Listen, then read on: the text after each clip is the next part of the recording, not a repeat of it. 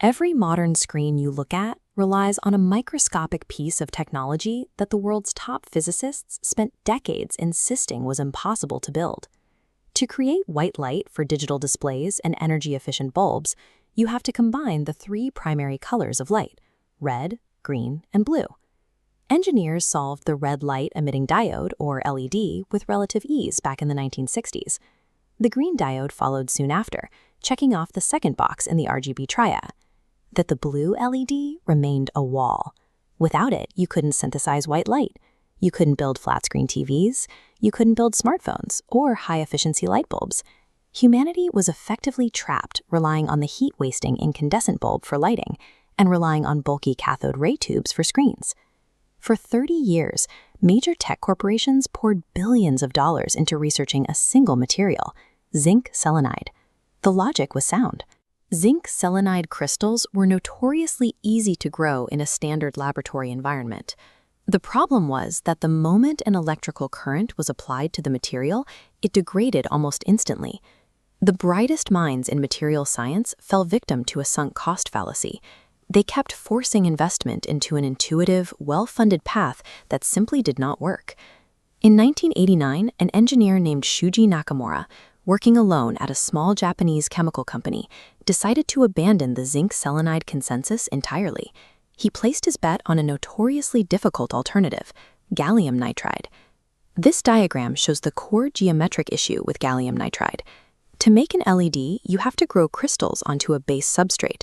Because the atoms of gallium nitride and the substrate are vastly different sizes, it's like trying to stack a neat row of bowling balls on top of a layer of marbles. The atoms refuse to settle. They repel and bounce off each other, creating a jagged crystal riddled with chaotic structural defects. The global scientific community had long ago declared this material completely useless for commercial applications. Nakamura chose it anyway. When standard lab equipment failed to make the gallium nitride stack, Nakamura took matters into his own hands and physically rebuilt his chemical deposition furnace. Looking at this cross-section of his modified chamber, you can see his mechanical solution. He introduced a second stream of gas that actively pushed downward, physically pressing the molecules flat against the substrate.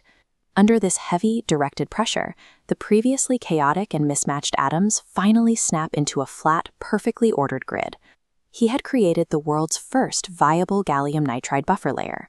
Where 3 decades of theoretical chemistry had hit a wall, he solved the problem by applying blunt mechanical engineering.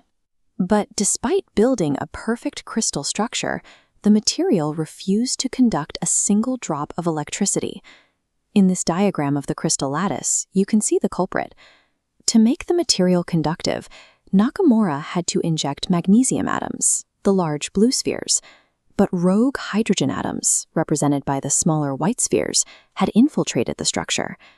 These hydrogen atoms formed an invisible web around the magnesium, creating a subatomic cage. When pulses of energy try to pass through, they bounce right off.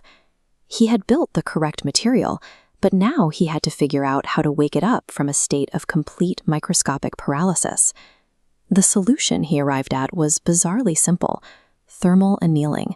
He put the crystal in an oven and baked it. Notice how the intense heat forces the hydrogen atoms to detach and evaporate out of the lattice. The microscopic ghost is driven out, leaving the conductive magnesium atoms fully exposed and connected. With the structure clear, the crystal finally allowed electrical current to flow freely, igniting a bright blue light. His employer, Nokia, quickly patented the technology, eventually generating billions of dollars in revenue. For solving a 30-year physics problem, they awarded Nakamura a corporate bonus of exactly $170. He had bypassed a $1 trillion energy bottleneck using scrap metal resourcefulness, resulting in one of the most asymmetric corporate payouts on record. The arrival of the blue diode meant engineers could finally mix red, green, and blue, unlocking the mass production of the white LED. Because LEDs require a fraction of the power consumed by incandescent bulbs, global electricity demand for lighting plummeted as cities upgraded their grids. Nakamura fought back. He sued Nokia for a fair share of his invention, eventually winning a multi-million-dollar settlement, and later the Nobel Prize in Physics. His lonely pursuit in a modified chemical furnace directly correlates to an enormous, measurable drop in humanity's overall carbon footprint. By defying the entire scientific establishment, one rogue engineer produced a new color of light that permanently rewired the energy consumption of planet Earth.